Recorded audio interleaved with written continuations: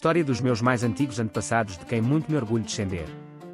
30 de setembro de 788, morre em Córdoba, Abd-ar-Rahman, o exilado, ou o Falcão de Coragem, primeiro emir de Córdoba, meu 36º avô, 24 vezes meu avô, 19º avô da rainha póstuma, Dona Inês de Castro. Abd-ar-Rahman, o exilado, ou o Falcão de Coragem, seu nome Abderramão ibn Muawiyah ibn Hisham ibn Abd al-Malik ibn Marwan, primeiro emir de Córdoba, nasceu em Damasco, em março de 731, e morreu em Córdoba, a 30 de setembro de 788, era filho de Muawiyah ibn Hisham, príncipe e general árabe-omíada, e neto paterno de Hisham, 10º califa de Damasco, e bisneto de Abd al-Malik, 5º califa de Damasco, que construiu a mesquita de Jerusalém. Abd-ar-Rahman, seu nome Abderramão ibn Muawiyah ibn Hisham ibn Abd al-Malik ibn Marwan, quer dizer, Abderramão, filho de Muawiyah, filho de Hisham, filho de Abd al-Malik, filho de Marwan, mais conhecido somente como Abderramão I ou Abderramão I, foi um membro da dinastia Omíada. Emir de Córdoba entre 756 e 788 e fundador do Emirado de Córdoba e de uma dinastia muçulmana que governou grande parte da Península Ibérica durante quase 3 séculos. Os muçulmanos chamaram a região da península sob seu domínio de Al-Andalus. Ficou conhecido como o Falcão de Coragem. O estabelecimento de um governo no Al-Andalus por Abderramão I, de 756 a 788, representou uma ruptura do restante Império Islâmico, que era governado pelos Abássidas. A situação interna do Emirado não permitiu que Abderramão I dirigisse as habituais incursões militares aos territórios cristãos do norte. O seu reinado de 32 anos transcorreu entre lutas internas para sufocar a resistência do emir anterior, Yusuf al-Firi e dos seus filhos, dos partidários sírios, abássidas e berberes que viviam na península. Notas biográficas. Abd-ar-Rahman I, o exilado, primeiro emir de Córdoba. Fundador do Emirado Omíada de Córdoba. Emir de Córdoba, de 756 a 788. Foi o único omíada a conseguir fugir, refugiando-se em Córdoba, Espanha. Retirou a península do controle abássida, apesar de reconhecer nominalmente o califa de Bagdá. Infância e fuga da Síria. Abderramão era neto de Hisham ibn Abd al-Malik, o 10º califa omíada e filho do general Muawiyah ibn Hisham. Dizia-se que o jovem príncipe era alto e esbelto. A sua mãe pertencia ao povo berber, da tribo de Nafsa, e dela ele herdou o cabelo ruivo. Características curiosas atribuídas a Abderramão são as de que ele não via bem de um olho, tinha uma verruga no rosto e seu olfato não era muito apurado. Quando o califa Marwan II foi derrotado e morto em 750 no Egito e instaurou a nova dinastia dos Abássidas, o jovem omíada tinha menos de 20 anos de idade. Foi um dos poucos membros da dinastia que conseguiu escapar do massacre de Abu Futrus. Abderramão e uma pequena parte da sua família fugiram de Damasco, que tinha sido até então o centro do poder omíada.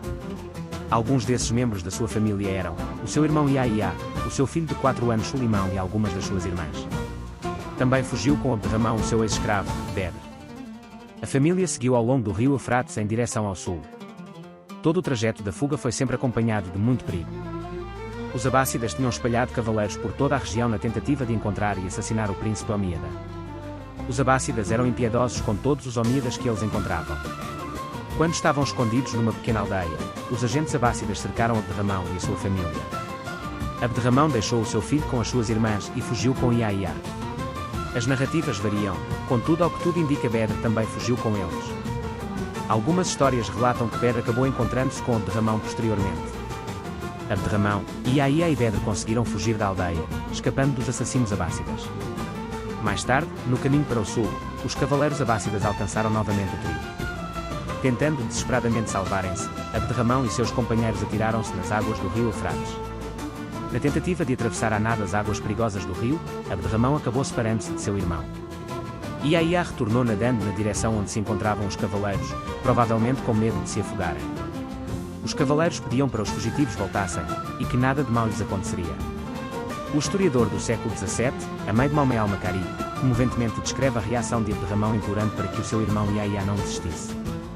Yahya voltou para perto da margem do rio e foi logo capturado pelos cavaleiros.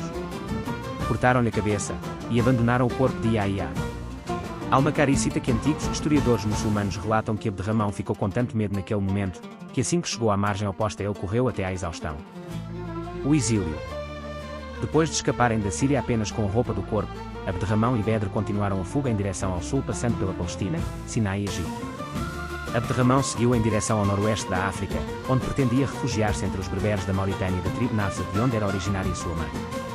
Os muçulmanos referiam-se àquela parte do Império Islâmico de Maghreb, ou Oeste. Os seus predecessores omíadas tinham conquistado partes do Maghreb e da Ibéria e agora, com a confusão generalizada que se estabelecera no califado, pela mudança da dinastia, aquela região tinha ficado nas mãos das autoridades locais, antigos emires ou tenentes dos califas de Omíadas, mas agora aspirando pela independência. A travessia do Egito provaria ser muito perigosa.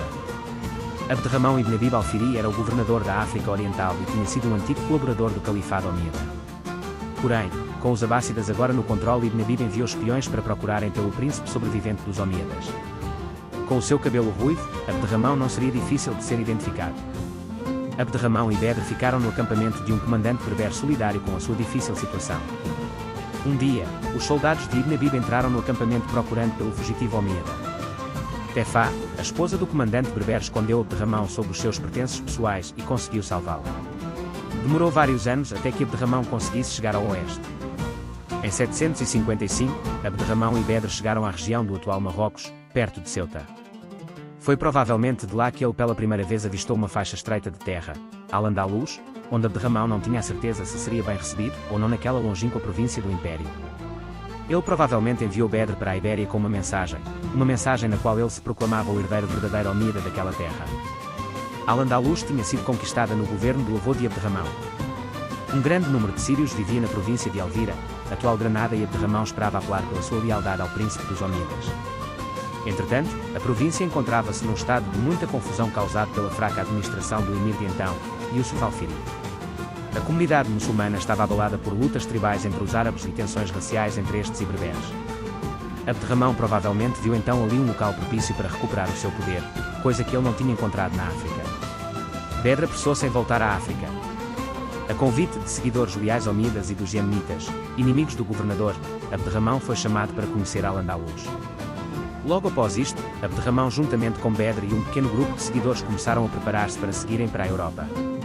Quando alguns berberes locais souberam que Abderramão estava seguindo para Al-Andalus, eles apressaram-se para encontrá-lo na costa. Os berberes pretendiam fazê-lo refém e forçá-lo a pagar uma taxa para deixar a África.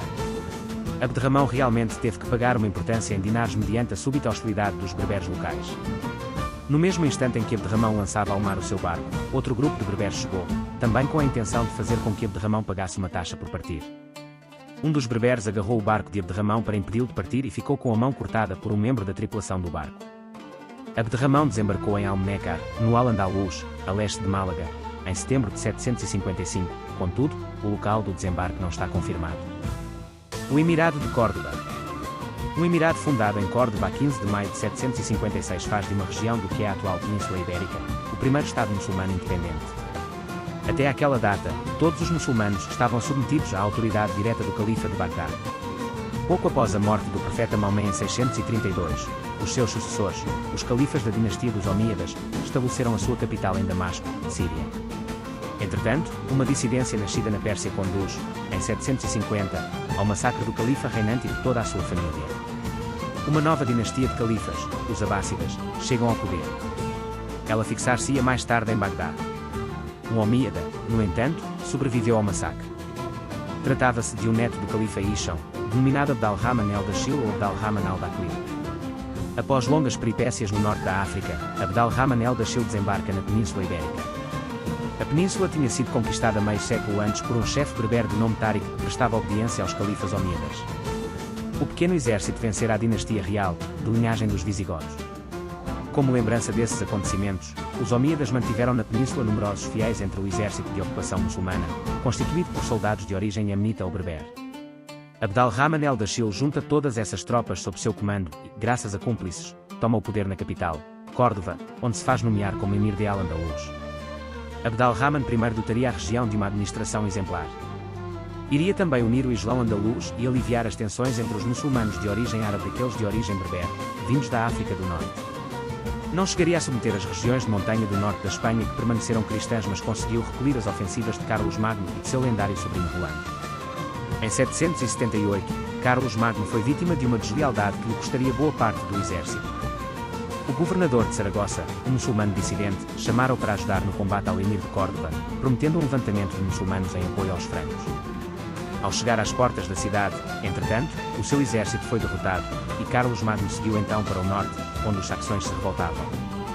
No percurso, ao atravessar o desfiladeiro de Roncesvalles, a retaguarda dos francos foi dizimada por uma força basca. Nesta batalha, a 15 de agosto de 778, Roland morreu. As crónicas da época guardam silêncio sobre esse acontecimento pouco glorioso, mais tarde transformado em episódio heróico. Na versão do imaginário popular, Carlos Magno teria conquistado todo o norte da Espanha, com exceção de Saragoça, defendida por um único adversário, o desonesto Marcílio. Roland foi retratado como sobrinho de Carlos Magno, que ainda não era imperador em 778. Os bascos, por sua vez, foram substituídos na lenda por 100.000 sarracenos sedentos de sangue cristão, obrigados a retroceder até ao mar pelo terrível exército de Carlos Magno. Assim, a canção de Roland termina com uma glorificação do exército franco. A incursão armada de Carlos Magno em Espanha, no ano de 778, ainda que fracassada, deu frutos inesperados ao longo dos tempos.